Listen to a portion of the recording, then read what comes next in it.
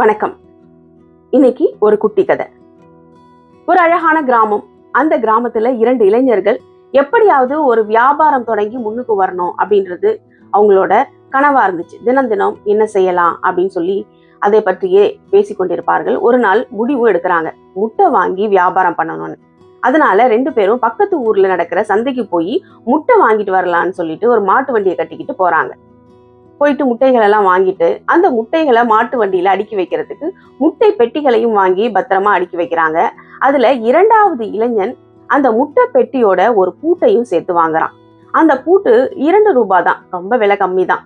ஆனா முதல் இளைஞன் பாக்குறான், எதுக்கு இவன் தேவையில்லாம அந்த 2 ரூபாய் பூட்டை போய் வாங்குறான், தேவையில்லாத செலவு தானே, நம்ம 2 ரூபாய் மிச்சம் பண்ணிட்டோம், அவனுக்கு ஒன்னும் தெரியல, தேவையில்லாம ஏதாவது செலவு பண்ணிட்டு இருப்பான் அப்படின்னு மனசுக்குள்ளே நினைச்சுக்கிட்டு வரான். முட்டை பெட்டிகளை எல்லாம் மாட்டு வண்டியில அடுக்கிக்கிட்டு திரும்பியும் அவங்க கிராமத்துக்கு திரும்புறாங்க. கடுமையான வெயில்.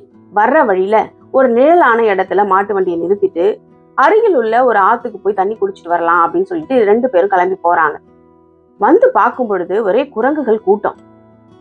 குரங்குகள் முட்டைகளை அங்கும் இங்குமாக வீசி அடிச்சு கொண்டிருந்தது. அதை பார்த்தவன ஓடி வந்து குரங்குகள்லாம் விரட்டி அடிச்சுட்டு பாக்குறாங்க. பூட்டு போடாத அந்த முட்டை பெட்டிகளில் இருந்த முட்டைகள் அனைத்தும் சேதப்படுத்தப்பட்டிருந்தது. எல்லாம் உடைஞ்சு போய் வீசி எறியப்பட்டிருந்தது. அதை பார்த்த உடனே அந்த முதல் இளைஞனுக்கு ரொம்ப வருத்தமாயிடுச்சு.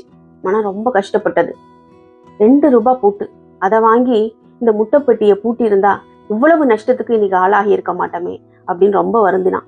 2 ரூபாவை மிச்சப்படுத்தணும்னு நினைச்சு இவ்வளவு பெரிய நஷ்டத்துக்குள்ள தவிக்கிறேனே அப்படின்னு நினைச்சு புலம்ப ஆரம்பிச்சான். இந்த கதை இங்க முடியுது. இந்த கதையிலிருந்து நம்ம என்ன கத்துக்கிட்டோம்? சின்ன சின்ன விஷயங்கள்ல கவனம் செலுத்தணும். ஒரு சிறிய செலவு பெரிய நஷ்டத்தை தடுக்கலாம் அப்படின்னு தெரிய வந்தது இல்லையா? சில சமயங்கள்ல ஒரு சிறிய முதலீடுகளையோ அல்லது சிறிய முன்னெச்சரிக்கை நடவடிக்கைகளையோ நம்ம இது எதற்கு, தேவையில்லாத செலவு, தேவையில்லாத விஷயம்னு அதை தவிர்த்திடுவோம்.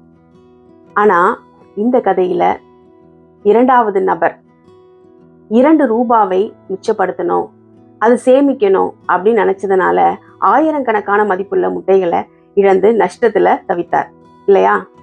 இது ஒரு பெரிய படிப்பினை இல்லையா? எதிர்காலத்துல நமக்கு வரக்கூடிய பெரிய இழப்புகளை தடுக்க சிறிய விஷயங்களிலும் முன்னெச்சரிக்கை நடவடிக்கைகளிலும் முக்கியமான விஷயங்களிலும் நம்ம கவனத்தை செலுத்தணும். சிறு விஷயம் தானே அப்படின்னு சொல்லி அலட்சியப்படுத்தக்கூடாது. அது பணமாக இருக்கலாம், நேரமாக இருக்கலாம், உறவு முறையாக இருக்கலாம். எல்லாவற்றிற்கும் இது பொருந்தும். சிறு விஷயம் என்று அலட்சியப்படுத்த வேண்டாம். நீங்க என்ன சொல்றீங்க?